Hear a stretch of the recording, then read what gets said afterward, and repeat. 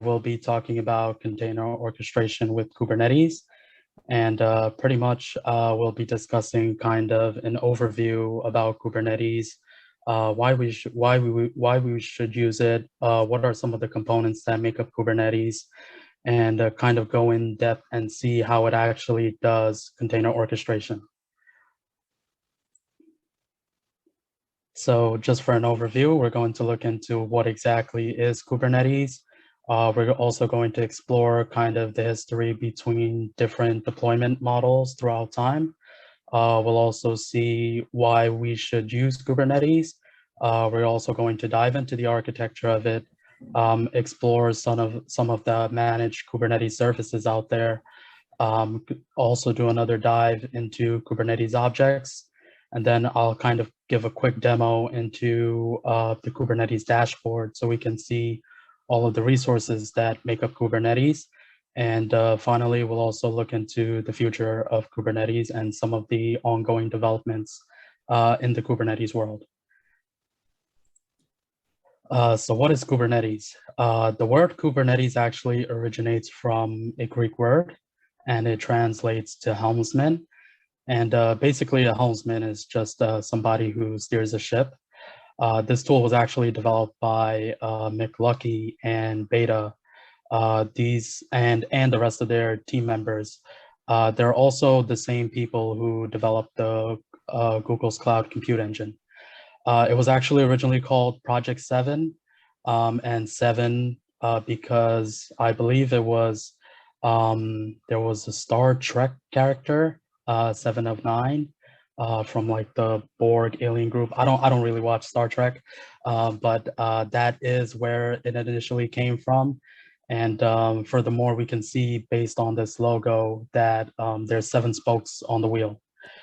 So that's kind of the correlation with the project name, Project 7. So the shorthand for Kubernetes, we'll also see if you ever look this up. It's also referred to as KATES. There's 8 letters between the K and the S, which is called KATES, same way. There's A11Y for accessibility and I18N for internationalization.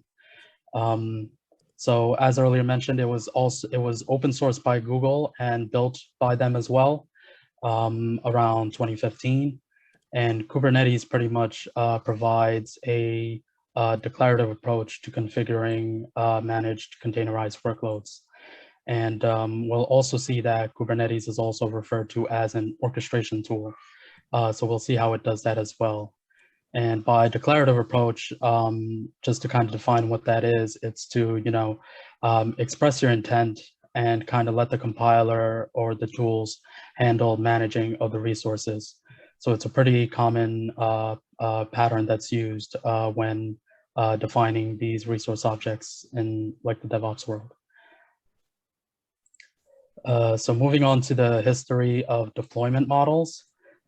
Starting with the traditional method of deployments back in like the early 2000s or so, people were deploying applications to some hosting provider that would use physical servers. Some of the downsides to this was that if there's multiple applications on a physical server, those applications would need to fight for the resources, and this caused some problems.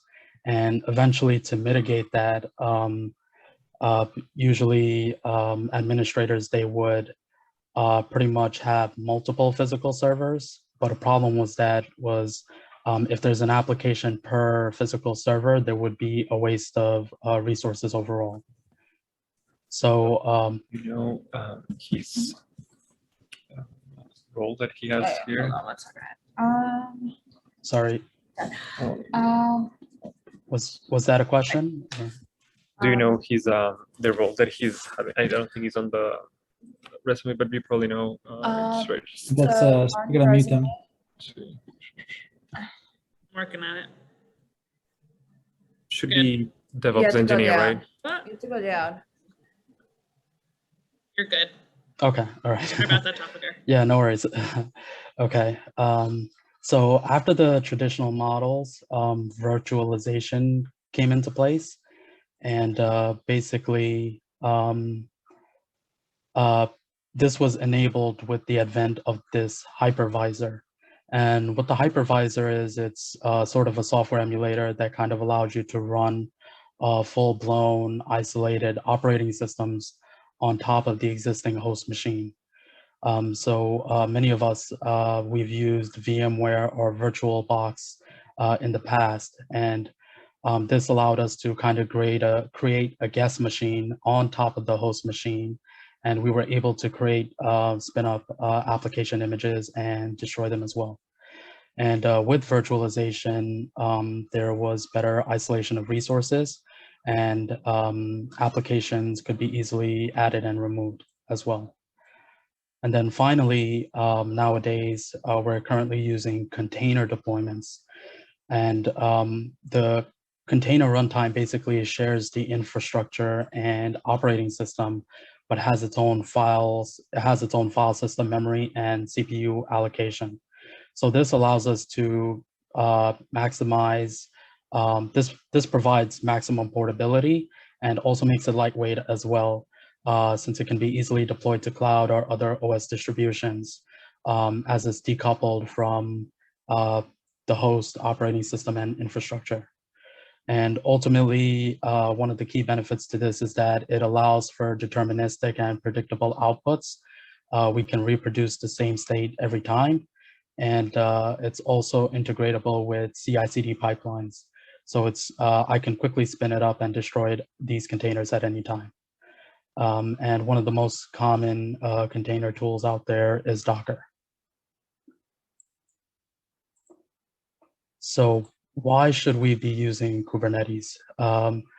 Kubernetes, apart from the orchestration, provides a ton of capabilities that helps automate infrastructure and deployments.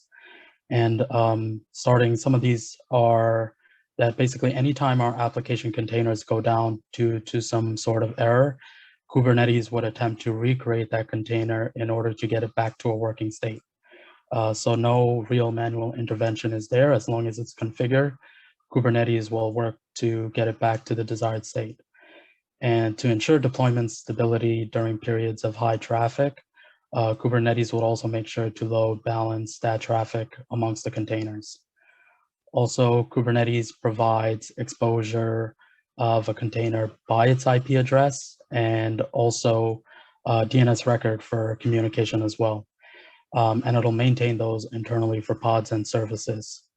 Furthermore, Kubernetes also allows for the mounting of our own storages, whether it be like local volumes or cloud provisioned, for example, using like AWS Elastic Block Store.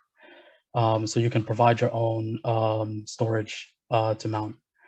And as kind of mentioned earlier, the creation of containers and the preservation of state could be handled by Kubernetes as well.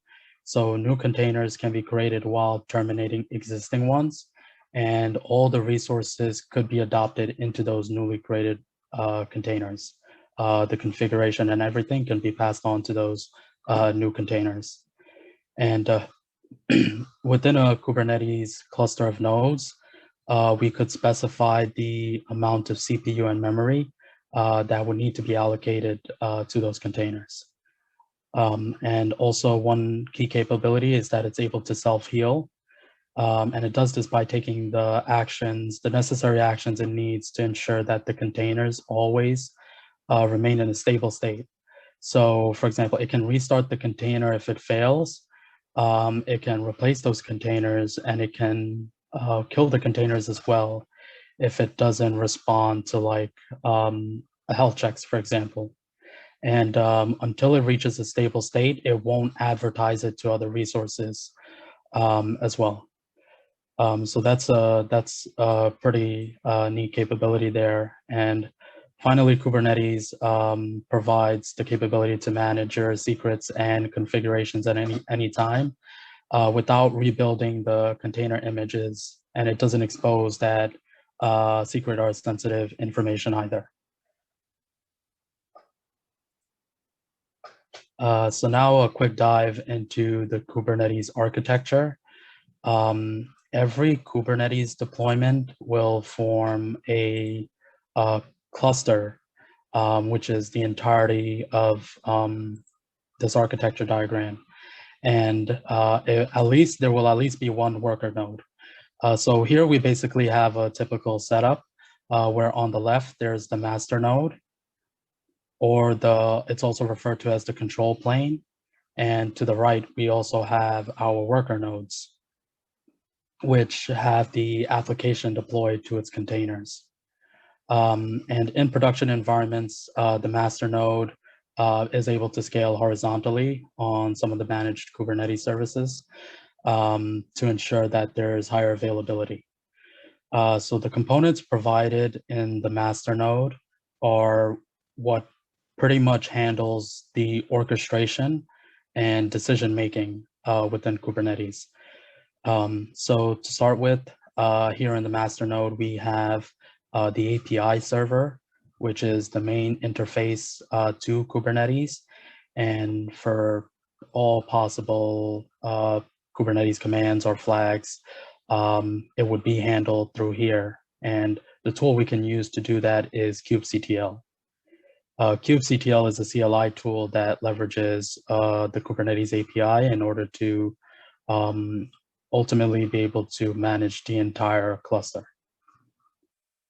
Oops. Sorry about that.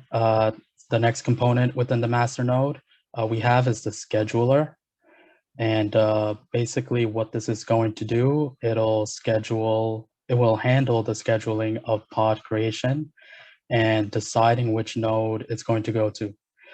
So based on the CPU and resource allocation set by these worker nodes, the scheduling and the scheduler and the scheduling policies will determine to which worker node the pod will be provisioned to. And then next, there's the controller manager. And the controller manager follows a controller pattern. So in the automation world, the controller pattern is basically when the controller tracks or watches a specific object or resource to make sure that it stays within the desired state. And to give an example for that, one example as per the documentation actually is a thermostat. And when we use a thermostat, we have the ability to set it to the desired temperature on the thermostat, and the thermostat will do whatever it needs to make sure that the current room temperature reaches and stays at the desired room temperature that we set. So there's two phases here. There's the current room temperature and there's the desired room temperature. So what a controller does in controller pattern is that it continuously watches the temperature until the current room temperature reaches the desired room temperature. So similarly, this controller manager will watch Kubernetes objects and resources to make sure that it reaches the desired state as per the configurations that we define. So some of the controllers that are handled by the controller manager is the node controller. It's responsible for noticing and responding when the nodes go down. There's also the job controller, which watches for job objects that represent like one-off tasks and creates pods to run those tasks to completion. And then there's the endpoints controller. And the endpoints controller pretty much,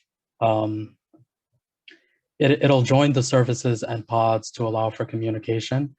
And then there's the service account and token controllers, which will handle the creation of default accounts and API access tokens for namespaces. Next we have is the etcd. The etcd is a database or just a key value store that houses the configurations and setup for the Kubernetes cluster. So all the configuration would be managed within this database here called etcd. So on the right, we have the worker nodes, where each node has an agent to kind of verify that the containers are running in pods. And the containers are running in pods as per the specifications that we described, and it's in a healthy state. And that agent is kubelet. Each of these worker nodes have kubelet, which handles that. And furthermore, there's also kube proxy. And this is going to handle the networking rules on Kubernetes, allowing communication to pods from inside or outside network sessions on the cluster. And then finally, there's within each of these, there's the container runtime, which helps run those containers, and the interfaces for these container runtimes. Currently, it's Docker. People commonly use Docker as the container runtime interface, but Kubernetes is slowly moving towards an open interface standard that we'll see later. Okay, and now on to managed Kubernetes services. Today, there's many managed Kubernetes services out there on native cloud architectures like AWS, Azure, and Google's cloud platform. On AWS, we have EKS, Elastic Kubernetes Service. On Azure, we have AKS, Azure's Kubernetes Service. And on Google's cloud platform, we have Google Kubernetes Engine, GKE. So one of the key benefits that all of these managed Kubernetes services share is that they make it easy for you to use Kubernetes without needing to install and operate your own Kubernetes control plane or the master node. So kind of on the previous slide, we saw all these various components that make up the master node. These managed services basically will handle all of that for us. So without the need for configuration. So that's one benefit that we get from using a managed Kubernetes service. And one of the main difference across each of these cloud providers managed Kubernetes service is the amount of, it's probably just the amount of management required for the control plane components, and also the service limits. So in terms of the service limits, you know, the amount of clusters, the amount of nodes and pods that could be created. Apart from that, all three Kubernetes servers do have many similarities. But yeah, that would be the main difference across those three. So previously, we've seen all the components as part of the control plane that's needed for orchestration. And these managed services would automatically handle that for us. And apart from that, some of the other benefits we get is that users, they can get automatic security updates. So, so security updates or patches for the control plane. AWS, Azure, Google, they'll automatically handle that for us. Apart from that, also AWS, for example, and others, they do collaborate with the open source Kubernetes community for new developments and solutions. And then on the serverless solution front, EKS and AKS, AWS and Azure, as far as I know, they both do provide serverless solutions with AWS Fargate or virtual nodes on Azure. And furthermore, these control planes can be deployed on multiple availability zones, which allows for higher availability and more nines of availability. So like AWS provides 99.95% SLA to ensure high availability. And finally, these cloud providers, AWS and the others, they provide numerous compliance offerings, which are necessary for many of the clients.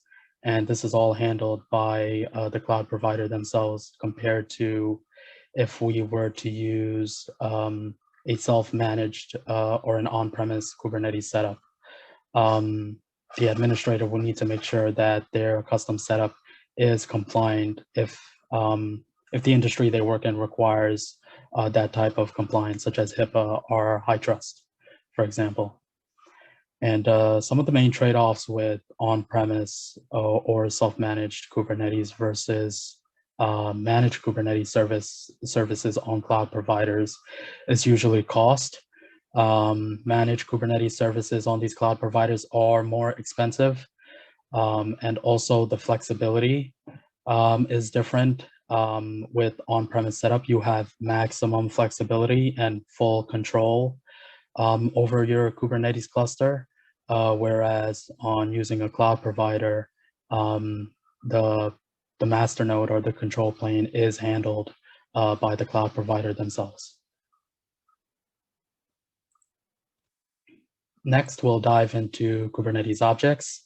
As we can see, the syntax here, it's in YAML, and it's a declarative syntax. The Kubernetes objects, depending on what the object here we have is a deployment, but basically this declaration just represents kind of a record of intent to kind of describe what we intend the deployments to look like. And Kubernetes is going to work to make sure that it reaches this desired state based on the specifications in this configuration.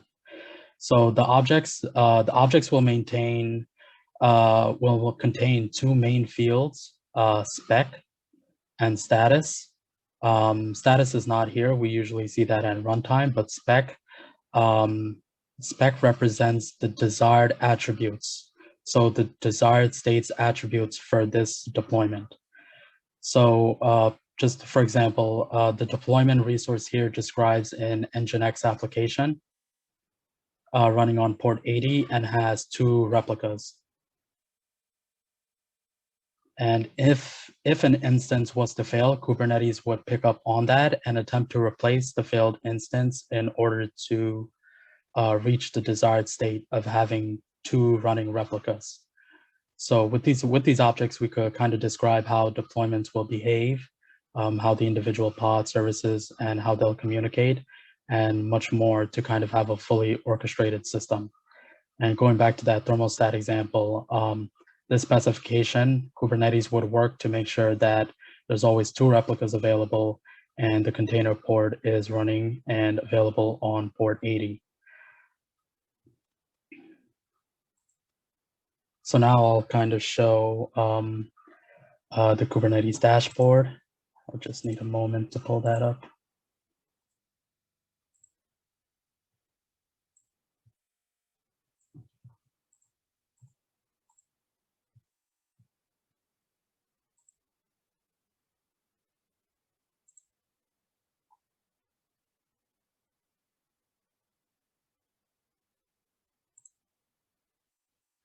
Okay, are you guys able to see my screen? Yes. Okay, okay. So here we have the Kubernetes dashboard, and there's a bunch of key features and visualizations that we could see right off this dashboard. All the Kubernetes objects and resources are described here on the left. We can look into any one of those. For this example, we have 2 deployments, 2 specific microservices here for a project. We could also see the Docker images, the container images that those deployments refer to. And these container images come from Elastic Container Registry on AWS. And within these deployments, we get a bunch of information. We can see some resource information, the deployment strategy, rolling updates. This is similar to like a blue-green deployment, where new pods get provisioned while the old pods get terminated to allow for 0 downtime.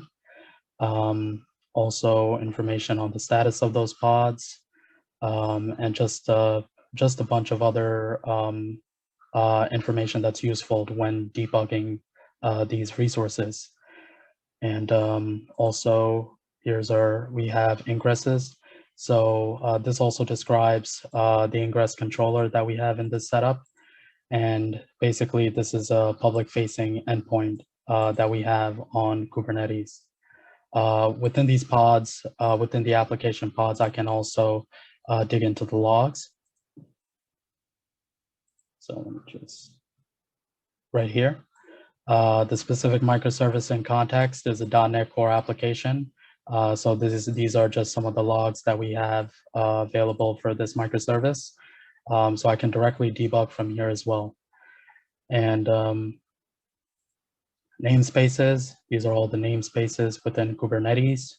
A lot of these are system related. The default namespaces is where we tend to have our resources, the workloads, and the nodes for this Kubernetes cluster. We have 3 nodes. This is a pretty basic setup. So we have just the typical resources required for a web application, which would be the deployments and the pods, and the ingresses for communication. So pretty much this is some of, there's a ton more that we can get from this dashboard. Everything within our Kubernetes cluster is pretty much described here. And there's, in terms of logging and monitoring, there are also other more common tools out there like Prometheus and Grafana. And what Prometheus is that it will pretty much collect metrics, whether it be CPU memory or metrics off the HTTP endpoints, logs as well, and output it to Grafana, which is a visualization tool. We currently don't have this set up on this specific Kubernetes cluster, but those are common logging and monitoring tools that we could use for Kubernetes. So I'm going to go back to the presentation.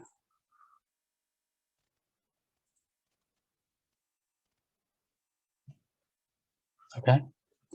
And finally, for the future state of Kubernetes.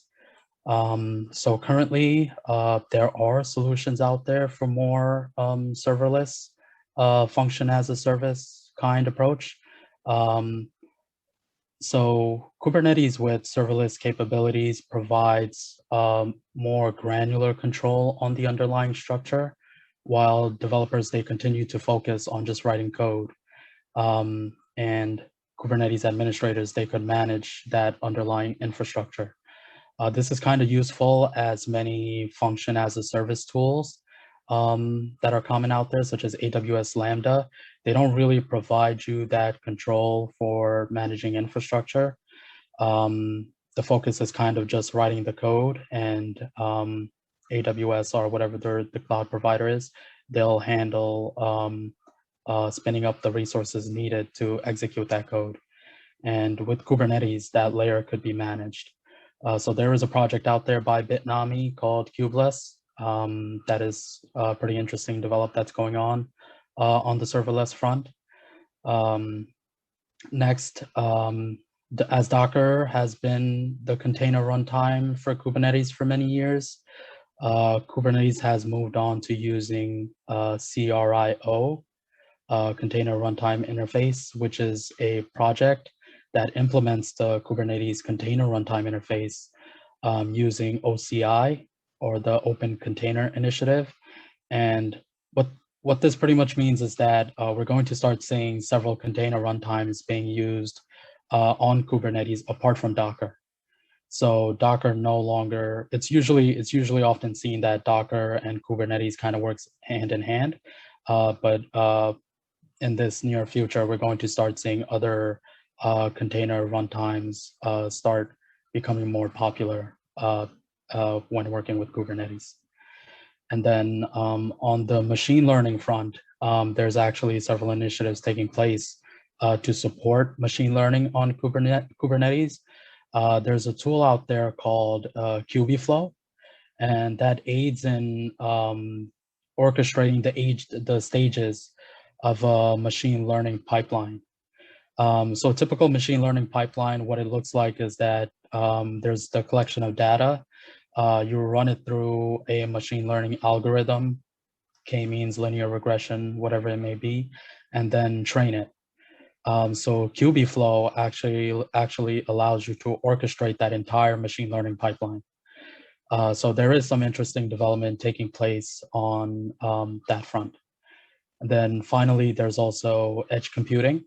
So edge computing is basically provisioning resources to edge servers so that you can get faster speeds and response times, and also save on bandwidth. And that could be enabled with a tool called QB Edge.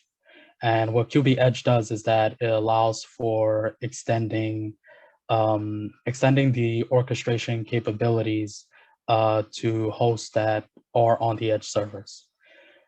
So that's also another, it's going to be interesting to see how far this goes in the Kubernetes world.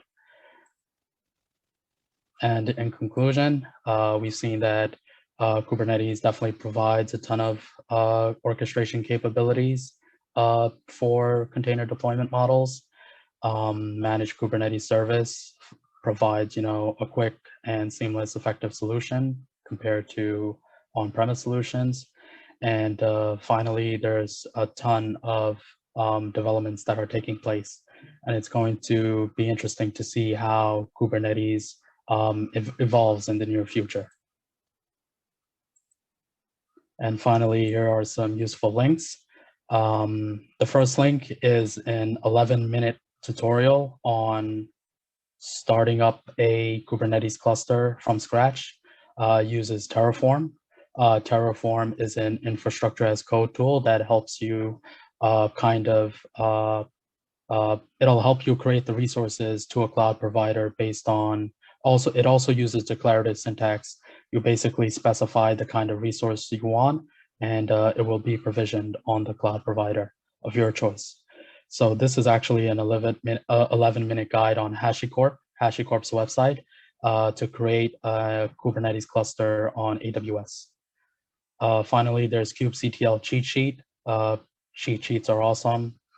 Provides all the CLI commands you would ever need to run for whatever it is that you want to do on Kubernetes. And finally, the Kubernetes documentation. For me, it's a very well-written document. All of my knowledge pretty much comes from the documentation. It's very dense with information and more low-level explanations of exactly how a lot of these Kubernetes resources work. So I do highly recommend to just read the documentation. There's a ton of great information there. And then finally, there's these two links at the bottom. The introduction to Kubernetes is actually a beginner's guide to understanding and learning Kubernetes by the Linux. This course is by the Linux Foundation. And Kubernetes for developers is also by the Linux Foundation. And this last link, Kubernetes for the developers, is actually this is the recommended course if you were to get your CCAD, or the certified Kubernetes administration for developers. If you want to obtain that certificate, this last link is an intermediate level course for those that are interested.